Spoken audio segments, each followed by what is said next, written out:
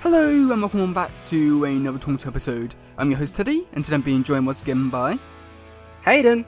And today we're talking about the TMNT 2003 Season 2 Episode 23, The Big Brawl Part 1. So what do you think about this episode briefly? Briefly, very different. I know I say this all the time, but every episode is very different to one another, especially for this one, because we are diving into the multiverse of the Teenage Mutant Ninja Turtles, and it is very different to what I was expecting for this, sort of season finale build-up. But yeah, no, I thought it was really different and really out there. But yeah, really cool. I'd just say that overall for this episode, while I don't hate it, I don't really have anything really bad to say about it or anything really good to say about this episode. As this one is just mainly a setup episode for the overarching story for the story arc, which I do think is great, just so that there's a little time to really set things up and actually make everything enjoyable. But at the same time, I feel like we might struggle with talking about stuff in this episode compared to the next few, where we'll be going on and on about it for ages. So yeah, and also there's quite a few new characters in this one, which I'm very curious to get your opinions about. Okay, so do first start off with Master Splinter. He's in the lair and he's training by punching up bags, breaking bricks. What about that bit there? It was very different to see Master Splinter training for once. We usually never see Splinter training, we always see him meditating, but it was very odd to see him training like this, smashing bricks, doing backflips, was really unexpected of him to do training. You knew something was up because we never actually see Splinter train all this much in this series, but seeing him train, it did raise a few alarm bells. Yeah, I'd say that it was really nice to see Master Splinter train, and also I have to say for just overall, I do quite enjoy when they do show the training side of things for the Turtles, because I think it just goes to show that there's always room for them to improve, and it's not always just stuck in this one mode where the Turtles are just good fighters, and then every so often they'll just be a lot better sometimes, but then other times they'll just be shit. So I like this way of it does show that all the characters, they are improving all the time. And I do think that Master Splinter, it just goes to show the kind of threats and also just how strong the other characters will be in this story arc when you do get to see them taking out Master Splinter, and it's a oh shit moment. And I do think that's quite cool, and I do think I don't know, it's quite nice, but also at the same time, knowing what happens with the next few episodes, I say it's weird, because even though this should seem like a big deal and all that kind of stuff, the power balance with the Turtles and Master Splinter throughout this story arc is just all over the place. So I feel like knowing what comes next, this bit doesn't seem as cool, but seeing it for the first time, I feel like it does have a bit of a oh my god kind of moment. But yeah, so after that, we do get to see Master Splinter. He tells them to stay at home, but he does go out to make a portal to go through it, and that's when Turtles decide to follow him, and they also make the portal. So what do you think about that bit there? To be honest, that was really weird. At first, I thought Splinter has gone off the rails. He's speaking in gibberish, and he's starting to do incantations on the walls. He's starting to summon a demon or something. I didn't think Splinter was like that, but there's a first for everything, especially the Teenage Mutant Ninja Turtles. But yeah, no, I thought that was really weird at first, because this episode, I still really don't know what's going on in this whole episode in general. Like you said, this is a starter episode to the season finale, and of course it's just opening up what's happening really, and I still couldn't piece together what was going on. Some bits I knew, but some bits I was a bit weird, how is this gonna work, why is this here, what's this great battle arena for?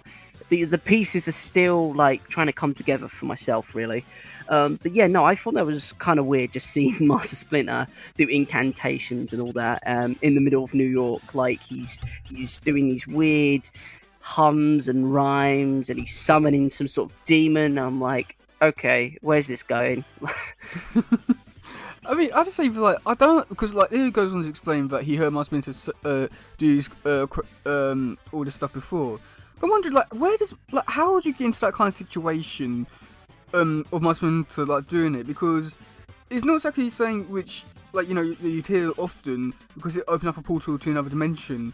And the way that it's not much of a connotation to go, it's like not very much of a spell. It's weird. I mean, like, also, like, I find it a bit stupid, like Mikey and Raft, like going up to the wall and be like, oh no, like, you know, like, the pool's gone. Where is all that kind of stuff? Just like, you know, just like moving all the like chalk off the wall, and then doing put some flashlight on there, and it was somehow all intact. I find that to be quite strange, quite annoying. I'm very surprised there was also nothing else that showed up while on the black light. Oh god. Well, it was a dark alleyway in New York. Yeah, you got a point, but I don't think it's that clean. Yeah, no, to be honest, I think there might have been some other stuff on there. Yeah. How do you know that how do you know that, like, that bit was actual markings and wasn't something else? Oh god. It's like, oh yeah, there's a marking on the wall. What is it? Oh, let's draw it out, and it's just completely something different. I won't say what it is. I think they'll know. Yeah, I think the audience knows what we're talking about here, so we're just gonna move on from there. Yeah, I mean, I was just about to say, but like this bit, I do like how it does set up a lot of mystery of like what my Spencer is doing and all that kind of stuff. But like all that kind of stuff which I just mentioned before, I do think it does make it a lot more funnier. Also, I was.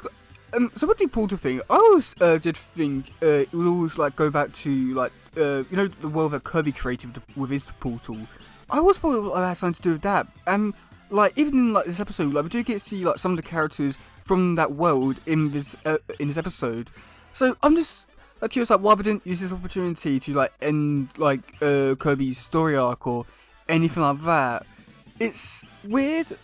Like, did you think that, or was that just me kind of thing? To be honest, I did kind of think that with Kirby's world and all that, but to be honest, we haven't seen Kirby in ages, so at first it didn't come to mind, but as the portal was there, I was thinking, this really does remind me of Kirby, but now that I've seen the episode, I can just partially think it's Kirby, but it's not. It would have been nice to see Kirby again, because of course, can't speak. Of course, he was in his own world. He made it. It would have been cool to see Kirby again, and I really wish in the future they're probably not going to do it. But I'd like to see Kirby again. Oh, that's a shame then. But yeah, it would have been cool to see Kirby again. Yeah. But after that, we do get Silver Toes in this whole different world. Okay, let's talk about that quickly. So, this whole world in general, what do you think about this new location with the Bell Nexus, the wildlife, the variety of different multiversal people there? But what do you think about it overall? Overall, I think this world is pretty cool. Like, this is like the sort of like Dimension X, the world between worlds, and it's very much different. It kind of looks like when they got trapped in their minds in the Utron layer, and of course it looked like the old world Japan, and it really does like resemble like the old world Japan from the Utron layer when they got trapped in their minds. And I was thinking, oh wow, they've travelled back to like the past again. But then of course you see these weird creatures, and then they fight these weird stickmen, and you can tell it's not like old Japan. It's not of this earth. There's stickmen now fighting with these indestructible blades, but it was a really cool little thing. I did like how they've set it up. Like, this is where like old samurai and the Japanese culture sprang from, like all those years ago. Like, these people must have come to Earth in old Japan and gave them and passed down this knowledge of samurai and fighting techniques, and just builds this from there, basically. That's what I'm thinking, at least. It could be completely wrong, but just a little idea that just pieces the story together. Yeah, let's say, like, with the overall world, I like how with the actual main building with the Battle Nexus Arena and the building, I like how it does look like vastly different, like, to our world. But I feel like for the other stuff within this world, I just feel like it's a little bit too Earth-like, and I feel like something which I had a problem with like April's Artifacts episode with that whole different world. It's just for like it's just trees and rocks, but like some of it's like a different color. I mean, like we do get to see like a deer or a gazelle at one point, which is cool, but like it's not that much different to Earth.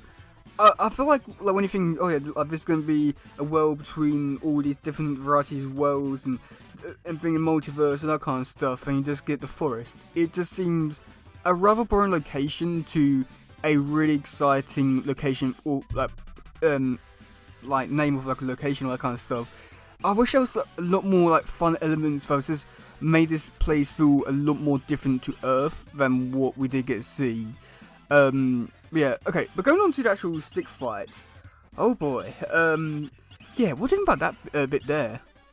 To be honest, seeing the like sticks fly out of the portal and then land and then turn into actual stickmen themselves, that was unexpected. I was thinking, oh, the spears have come out and then something else is going to come out that portal, but nope, you got the stickmen now, which is like, to be honest, I've kind of seen it all, really. Like, there is nothing that surprises me now with this show, and for those that have been watching this podcast for a really long time, we've seen quite a lot of few things, and for myself particularly, like, I've seen mystical spirits, I've seen aliens that look like pieces of gum, I've seen, you know, it is there. Yeah, you name it, it's there. I've seen it all. And of course, we see these stickmen come out the portal and they turn into these, like, fighting warriors with indestructible blades. Like, at this point, I'm not surprised. Like, everything, it doesn't come as a surprise anymore. But seeing that fight scene with the turtles, I thought that was pretty cool because they're fighting someone new, someone different. And we got to see them in action and just show how powerful and insignificant the turtles are in this dimension, and to compare to all the other dimensions that they're going to face, like, they are very insignificant.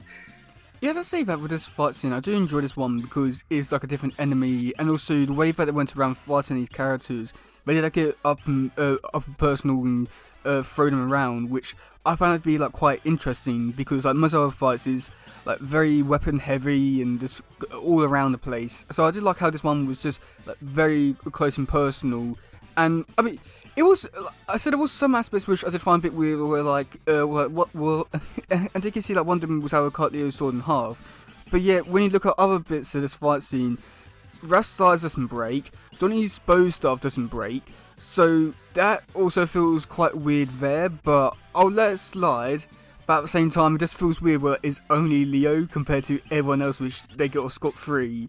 And then also like how everyone, they're like going in, like flipping him over, throwing him around. Then it's got Donnie that just hits him over the head. And then it makes it even better was the fact that after this, these characters go off to fight another group of people. But yet one of them has brain damage probably, or maybe not like brain damage, but at the very least like A concussion? Yeah.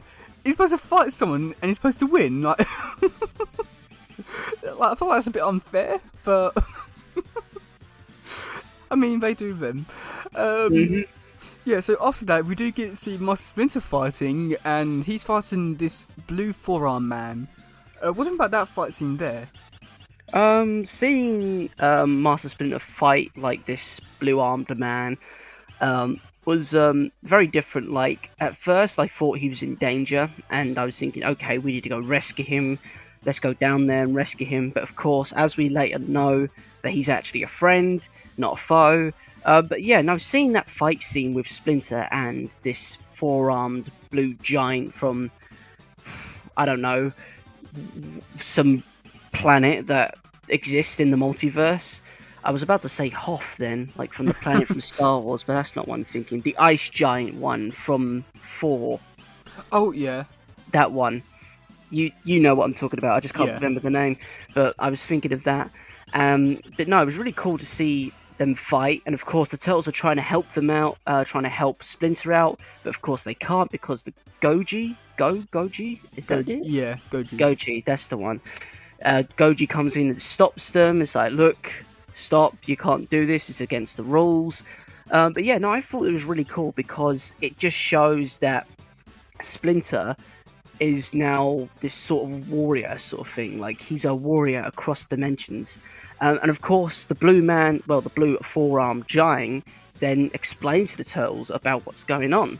And I thought it was really cool because now that we know that Splinter has like this second life to him, this opens up a whole new story arc to what Splinter actually is. Because in this series, we don't see Splinter all that much, but now we're seeing Splinter in a new world, a new light. And basically, he's just been living this double life, and he's just been lying to his sons, like this past like a few years or so, and no one knew until now. And I think it was really cool because it now shows that we can explore this world with Splinter, and now know what's going on with Splinter because he's such an isolated character. And now that he's got this double life, we can explore that a bit more, which is really cool. Yeah, that's say either like with like I mean I do find it like fascinating to see like how big of a difference it is like with like Splinter being like human event turned into Splinter in like 2012 compared to this one where it was a rat turned into Splinter.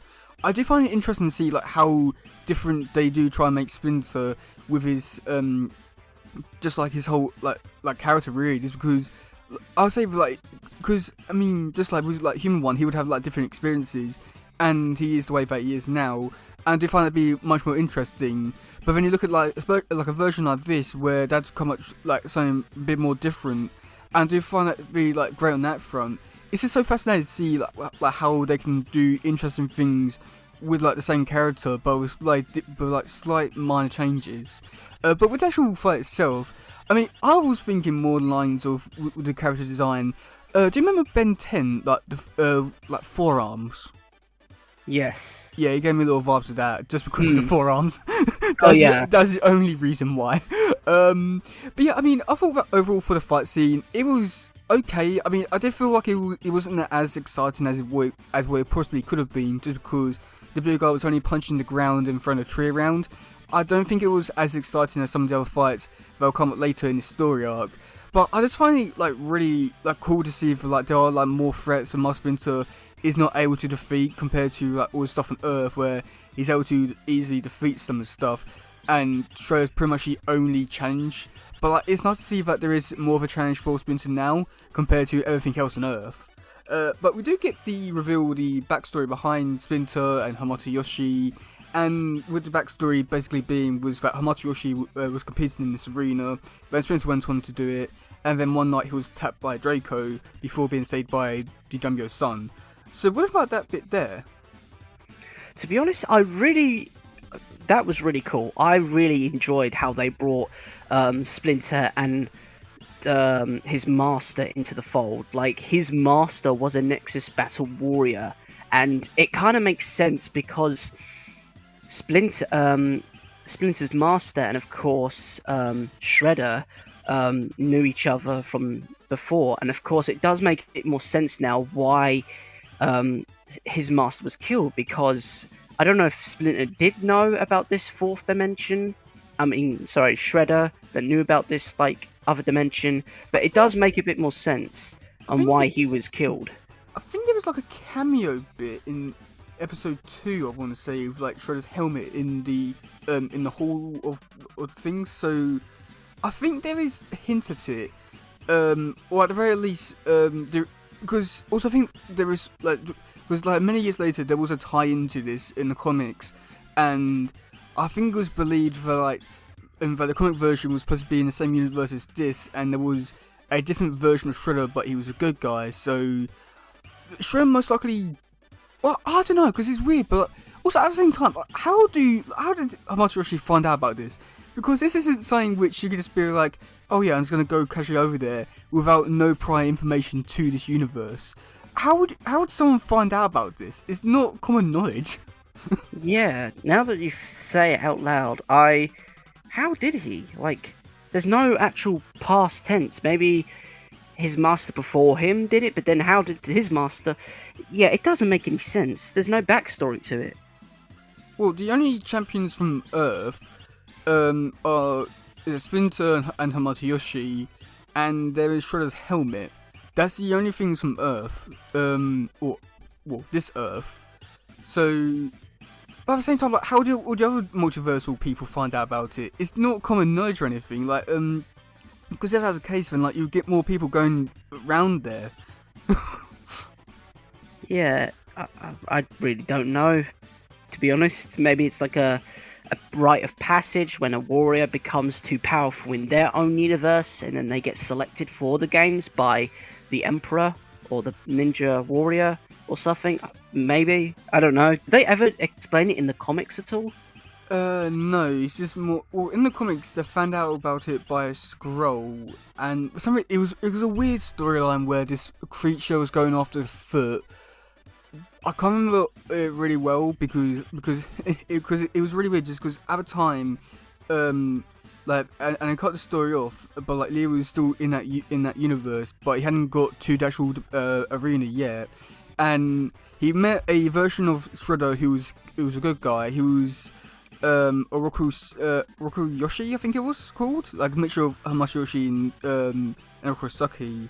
And also at the time, because Splinter died in the comics, they also made him the Daimyo of the Battle Nexus within this universe. So it's a very weird thing, but because I didn't, because the comic was cancelled before they could actually wrap things up, it's just left in a weird place. So Leonardo has been stuck in the Battle Nexus for over 10 years now, and there's no, and so far there's no looks like he's going to return anytime soon. But What? yeah. The reason why it got cancelled was because Nickelodeon bought Turtles at that time, and then they cancelled every Turtle project coming out. Oh, money. It wasn't even money, really. It was just more the fact that they bought it, and then they wanted to do their own things, and it worked out for them in the end. But it's annoying because every fan who like read the comics wants a definitive answer to all this stuff, but they just won't do anything about it. Yeah, nah. That's a shame. Like, there's so much potential there as well. Anyway, getting back to it, there's a backstory. Yes, the backstory.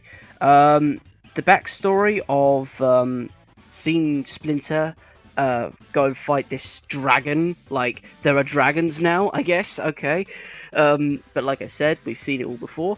But yeah, no, I thought that was really cool, fighting this huge, mystical, Japanese sort of looking dragon. I thought that was really cool. And of course, what was even cooler was, even after Splinter was injured, and he had the ability to forfeit the match, he said, no, screw that, I'm going to win this match and show who's boss. And literally, he splinted his leg.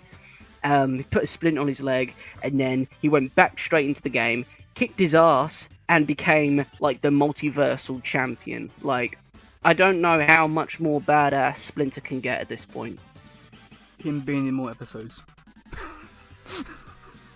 Yeah, like, he's like God. He's like a multiversal champion of fighting. Like, he is the top of the top, the best of the best. Yeah.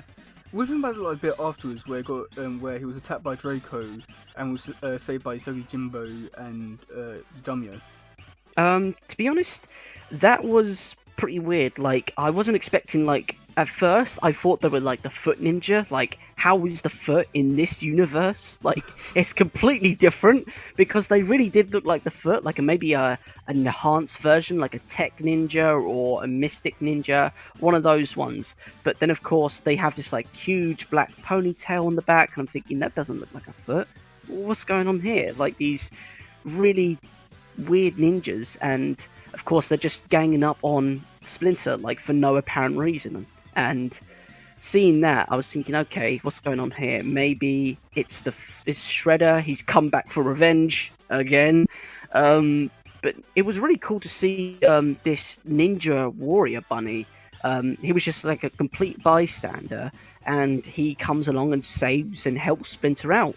But to be honest, he does look familiar. Like, I swear I've seen this you've seen him before. Character before. I've bought comics, and let me. You've definitely seen the character because of what I'm into. Yeah. So he's like a character which I've seen before. Yeah, I'd say for like overall for what I thought of the character of the scenes. I mean, I thought it was pretty cool just giving more backstory to his universe with the lore, the history, everything like that, I thought that was just so amazing. It's all like the what was it called? Like the Notes from the Underground was able to like build out this world in a much more interesting and fascinating way. It was just so great on that front, and I don't have anything really bad to say about this bit. I felt like the scene with Draco attacking Splinter at night. I feel like that bit could maybe be moved to a different part within the story arc to make this be a bit more of a oh my god, I can't believe Draco did that kind of thing. Because I feel like it does feel weird for like that's part of the story. It didn't really feel like it had any reason to really be there. I understand if like it had reasons to like set like Yusogi Jimbo up, but other than that, not really. It felt I don't want to say it felt out of place, but I felt like there was better places you could have put that bit. So this is so I'm sending the image of Yusogi now. You have seen his character, but like, this is your first time actually properly interacting with the character. So yeah, I think like you will have like a lot more to say about him in next week's episode. But yeah, did you get the image? I've seen him. Yeah, I've seen this character before. I just couldn't remember where. Like this bunny looks familiar, and I've seen his face before, but I just couldn't remember where. I mean, yeah, okay. What about Draco? What do you think about him? Draco, to be honest, I don't know much about him to like fully go in depth with him. Like I know he's like setting up to be like a villain of sorts because one, he's greedy, he's jealous, he wants like revenge because Splinter beat him in battle and combat, even though it was a fair combat. But he's jealous, so it's giving off a lot of like villainous vibes. Like he's very much the villain. He's he's not like one of the best villains. I think he has like a really cool voice, but he's involved in some of the better episodes from the show, ones which people love to bits. Someone say it's like Dana Hill saying it's like the best from the franchise. He's part of them, but like he's not really a fan favorite kind of character. But like the voice actor, this is going to surprise you. He's so the person who voices Draco does the voice of Casey Jones. Wait, what? Yeah. No, really? Yeah, no, I'm being serious. How? And this is what I'm saying. But like 2012, so like the actors, like some of them they do have decent voice actors, but most of them are celebrities and will only do like one voice. This show has some of the most talented people on it, and they can do. Because a person was Casey and Draco, he does like half the characters, and you couldn't tell the difference like between the characters. He is that good. Damn, like I to be honest, I wouldn't have known if you hadn't told me that was Casey Jones voicing Draco. Like I would have just thought he was a different voice actor. Yeah, I mean, so and even like with Casey's with that's his normal voice, Casey isn't his normal voice either. He doesn't even have like the same accent or anything. No, it's completely different. Yeah. So after that, Draco arrives and Splinter allows him into the arena. I don't think there's really too much to really say about that bit there. Do you have anything to say about that bit there? About the arena bit. Where so it's just like Draco. No, it's just Demio comes in. Ultimate Ninja comes in, apologizes, and Splinter allows them to be part of the arena. I don't really think there's too much to really talk about there. To be honest, I don't really have much to say either. It was just like a scene to like just set things up to get him into the battle arena. Yeah, basically. Yeah, like there's nothing really there. No, it was cool to see that the Ultimate Ninja, the Ninja Warrior. I keep calling like Ninja Emperor or Ninja Warrior something. I don't know why, but I keep calling him like an Emperor because he looks like an Emperor to me. But yeah, just seeing him, and of course saying to the turtles like, "Oh look, you guys have finally come to join after so many years. Like it's about time that you come along and join." And of course he's asked Splinter, the father. It's like, look, can the boys join? It'd be really cool to see them fight. And of course, Splinter reluctantly agrees because he thinks it's time for them to join the battle Nexus once and for all. But yeah, no. Apart from that, I don't really have too much to say for it. It was just like to get them into the battle nexus. That's really it, really. Yeah. Well, after that, they go to the arena. They're talking about getting things ready. Again, I don't think there's really too much to really talk about there. However, Traxmus was there. What do you think about Traxmus showing up? Was you expecting I him? To be honest, no. And to be honest, when I first saw Traximus, I was like, "Oh my god, it's Traximus!" Like, I was actually really excited to see him because we haven't seen Traximus in ages. And I thought, "Oh my gosh, it's Traximus! Like, he's here!" And of course, Traximus is one of those likable characters. He was in the arenas with the turtles, and he was just like this cool character that you can relate to. Like, he was just working away in the arena, and of course he's now here as like one of the warriors in the battle nexus. It was really cool, and it just goes to show that everyone from every dimension is here. Like, wherever they're from, they're gonna be there. Like, it could be anyone. It could be Traximus, it could be a Federation soldier, like, could be anyone. But it was really cool to see him, and I was pretty happy to see him. I was like, oh my god, Traximus. Yeah, I mean, I have to say that I really love Traxmus. I think he's an underrated character, and it's just so great to see him here and get do a lot more. But again, like my same question applies with like Hamachi. How did he find out? He's not like a ninja or anything, or anything along those kind of lines that would even remotely relate to him finding out about Nexus. I mean, he's a dinosaur in space. How would he find out about a multiversal wrestling arena? Like, I mean, to be honest, that does make a lot of sense, really, saying all those things out loud. But at the same time, like, it's how did he find out? I don't know. This is the problem. Like, there's no actual backstory on to see how they have been selected or chosen for the Battle Nexus. There's no backstory, unless it's going to be in other episodes. But actually, it isn't, because we just spoke about it. Oh, but yeah, no, I really want to know how they are selected. Like, what goes on? What selection processes that needs to happen for them to join the Battle Nexus? Or is it, like, chosen at random? I think it's more the fact that you just like go to the world and you sign up and then you fight people to get into the actual arena. By the sounds of things. But how do you get to the world though, without knowing how to get there? Yeah, that's the only thing which I'm confused at. But it doesn't make sense. Unless there's people who travel to their world to tell about it, but I don't, it's just so weird. Should we just move on? Yeah, I think we're going to be here all night debating like how the hell they get there Yeah. to do the Battle Nexus. It's going to be like I'm going to be like drawing on the walls like the dots to dots. It's going to be one of those moments. Yep.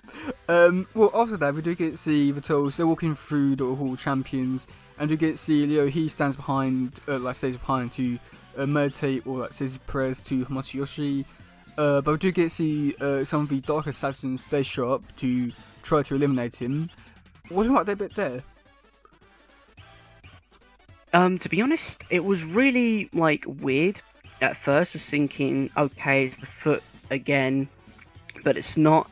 But I was like, oh my gosh, like they're here to assassinate him. Like, why are they here? And why are they coming out the statues? Like, what creatures are these? Like, who are they? They're called the Dark Assassins. They work for Draco. Like, they only appear in this story arc, and that's it. There's not really too much to them other than just that's what they look like, and they're there. Oh. There's hardly anything really to them other than just they're just like the Foot Clan, but just work for Draco, but only for this story arc, and you never see them ever again. Oh. Bit naff. I mean, like other characters, they appear for one episode and they never see them again. So fuck it, it's not that much of a problem. I mean, at least they get to appear in a few episodes, not just one-off kind of thing. But they're trying. Yeah. I mean, to be honest, I can't really say too much about this scene just because most of my opinions about this scene are about what happens in the next episode that continue on from the scene. So I can't say too much about it, but it was alright. I mean, I'll say that overall for this episode, I thought it was a good one for setting things up, but I just want to get to like next week's episode just so that we can actually see all the fights happen and actually get into the good stuff and not just send things up. But it's not a bad thing because they had the time to do that. But it would have been nice to just get into it. Yeah. What about this episode overall? Overall, I thought it was an alright episode. Of course, this is just an opening one, so I can't really say about too much, because this is like part 1 of 3, right? Like, there's 4. much... Oh, 4 now, okay. Yeah. So, there's a lot to open and dissect here, so I can't really say this is like my favourite, but it was pretty cool to watch. Well, so it does get a lot worse for season 3. They open up with a 6-part story arc, but it's split into 2 parts. But it continues. It's just basically one. Like it's basically like it's more or less like a 2-hour movie. So what I have to look forward to for next year. What? Yeah, it's not bad, but it's crazy with what they do, because it starts off decent, and then it gets slightly bad, but then it gets decent again, and then at the end you lose interest in it. It's not a bad story arc, but I don't see how people love it. but the amount of time, but you do get 6 episodes, so it's an annoying thing. But we won't have too long to wait. Depending how fast we go through season 3 of 2012. Yeah, okay. Get back to it. Surprisingly, there is no trivia on Topedia. So weirdly though, but I feel like there should be. But I feel like the only thing that would be trivia is saying Usagi Jimbo's there. Other than that, there's no trivia. Now, for the characters, or the cast I should say, we've got Dante voiced by Sam Riegel, Lena voiced by Michael St. Nicholas, Michelangelo voiced by Wayne Grayson, Raphael voiced by Greg Abbey, Splinter voiced by Darren Dunstan, Dumyo, also voiced by Casey Jones actor Mark Thompson, Ultimate Ninja voiced by Ted Lewis, Gyoji voiced by Oliver Wyman, who did voice of Fugitoid, Draco voiced by Mark Thompson, Miyamoto Usagi voiced by Jason Griffin. Now this one I feel like you would be quite surprised at, because he did. Have you seen Sonic X? Gosh, Sonic X. I think I have, but It's like the anime Sonic where he's in the world, I think. Okay, yeah, I remember. I haven't watched that in years though, so I might be a bit patchy on some bits, but yeah, I have seen it, but it's been so long. Well, he did the voice of Sonic and Shadow in that TV show, and has come over to play Usagi Jimbo. What? It was all done within like the same like studio apartment, so that would make sense why they got all the actors there. We got Traxmus voiced by Frederick B. Owens, and Dijin voiced by Eric Stewart. Who's he? But yeah, I'd say for like this whole story. Oh, Dijin. He was the forearm person. Oh, right. Yeah, him. I forgot the name, literally. Sorry. Oh, just looking because because they do go on to mention of all the different worlds which people are from. Looking at this one, it says home, unknown alternate dimension. So No, I can't imagine. doesn't help us. Yeah, he's just kind of there. No. But yeah, I mean this whole story arc has so many voice actors compared to other ones. But that's understandable when you do have multiverse, a fighting arena with these characters is understandable. But seeing some of them doing multiple characters, Casey, the Casey actor doing the Dumyo, the Ultimate Draco, it's insane with some of them that he does. Okay, so for next week's episode, it's part 2. What do you think is going to happen in that episode? To be honest, I think we're going to find out a bit more on why Leo's been assassinated or trying to be assassinated. And I think we're going to see the Turtles fight in the arena for the first time. And I think we're going to see maybe potentially Draco. But to be honest, this is the first episode out of 4, so it could be a whole different scenario. but I think they're going to fight a few people first before they meet Draco again.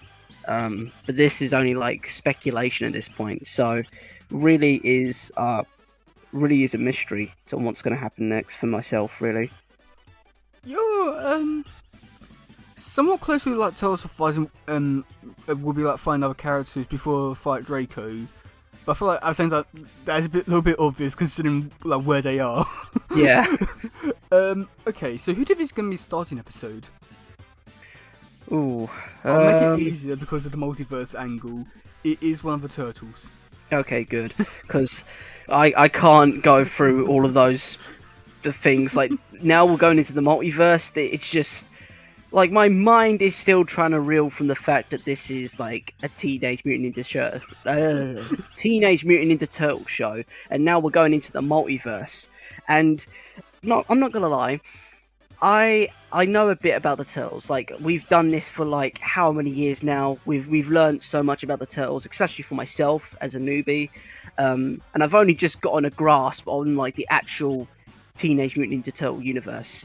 And now that we're diving into the multiverse, this is like a next level sort of stuff, and I'm not ready for it. Like, I've just gotten grasps of like the whole turtle situation, but now the multiverse, like, give me a break.